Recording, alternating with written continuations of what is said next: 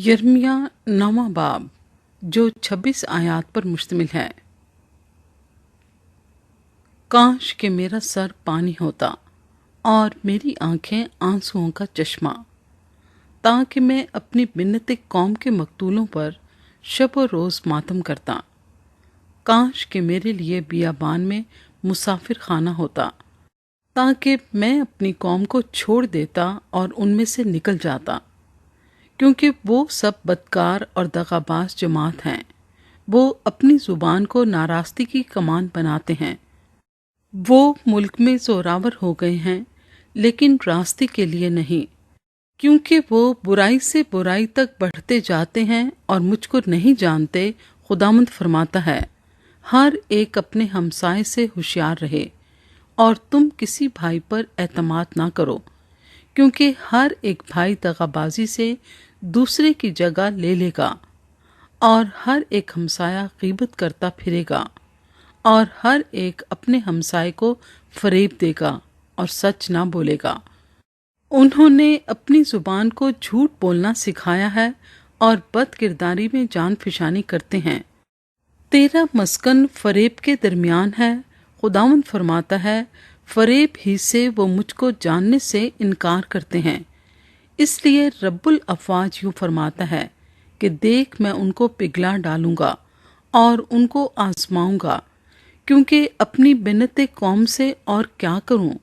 उनकी ज़ुबान मोहलक तीर है, उससे दगा की बातें निकलती हैं। अपने हमसाए को मुंह से तो वो सलाम कहते हैं, पर बातिन में उसकी घात में बैठते हैं। खुदावंद फरमाता है, क्या मैं इन बातों के लिए उनको सज़ा ना दूंगा? क्या मेरी रूह ऐसी कौम से इंतकाम ना लेगी? मैं पहाड़ों के लिए गिरयाजारी और बियाबान की चरागाहों के लिए नोहा करूँगा, क्योंकि वो यहाँ तक जल गईं कि कोई उनमें कदम नहीं रखता। चौपायों की आवाज़ सुनाई नहीं देती। हवा के परिंदे और मवेशी भाग गए, वो चले गए। मैं यरूशलेम को खंडर और गीदड़ों का मस्कन बना दूंगा और यहूदा के शहरों को ऐसा वीरान करूंगा कि कोई बाशिंदा ना रहेगा। साहिबे हिकमत आदमी कौन है कि इससे समझे, और वो जिससे खुदावंद के मुंह ने फरमाया कि इस बात का ऐलान करे कि ये सरजमीन किस लिए वीरान हुई और बियाबान की मानंद जल गई कि कोई इसमें कदम नहीं रखता। और खुदावंद फरमाता है, इसलिए कि उन्होंने मेरी शरीयत को जो मैंने उनके आगे रखी थी तर्क कर दिया और मेरी आवाज़ को ना सुना और उसके मुताबिक ना चले, बल्कि उन्होंने अपनी हट्टी दिलों की और बालीम की पैरवी की, जिसकी उनके बाप दादा ने उनको तालीम दी थी। इसलिए रब्बुल अफ़वाज इसराइल का खुदा यूं फरमाता है कि देख, मैं इनको, हाँ इन लोगों को ना गूंदना खिलाऊंगा और इंद्रायण का पानी पिलाऊंगा, और इनको उन कौमों में जिनको ना ये ना इनके बाप दादा जानते थे तितर बितर करूंगा, और तलवार इनके पीछे भेजकर इनको नाबूद कर डालूंगा। यरूशलेम के बाशिंदे मदद के लिए पुकारते हैं।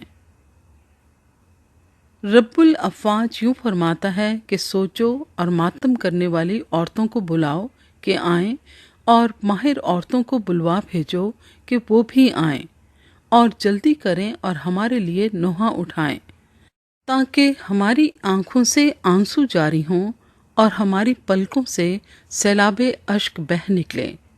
यकीनन सयून से नोहे की आवाज़ सुनाई देती है, हम कैसे गारित हुए, हम सख्त रुस्वा हुए, क्योंकि हम वतन से आवारा हुए और हमारे घर गिरा दिए गए। ऐ औरतों, खुदावंद का कलाम सुनो और तुम्हारे कान उसके मुंह की बात कबूल करें, और तुम अपनी बेटियों को नौहागिरी और अपनी पड़ोसनों को मरसीहा खानी सिखाओ, क्योंकि मौत हमारी खिड़कियों में चढ़ आई है और हमारे कसरों में घुस बैठी है, ताकि बाहर बच्चों को और बाजारों में जवानों को काट डाले।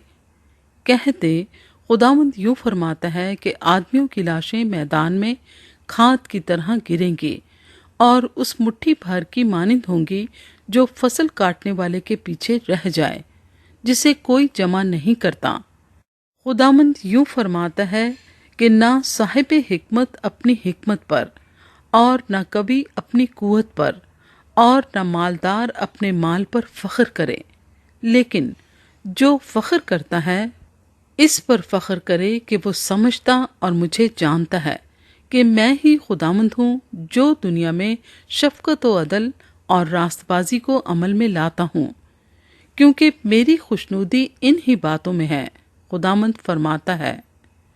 دیکھ وہ دن آتے ہیں، خداوند فرماتا ہے، جب میں سب مختونوں کو نامختونوں کے طور پر سزا دوں گا، مصر اور یہودا اور ادوم اور بنی امون اور موآب کو، اور ان سب کو جو گاؤ دم داڑھی رکھتے ہیں، جو بیابان کے باشندے ہیں، کیونکہ یہ سب قومیں نامختون ہیں، اور اسرائیل کا سارا گھرانہ دل کا نامختون ہے۔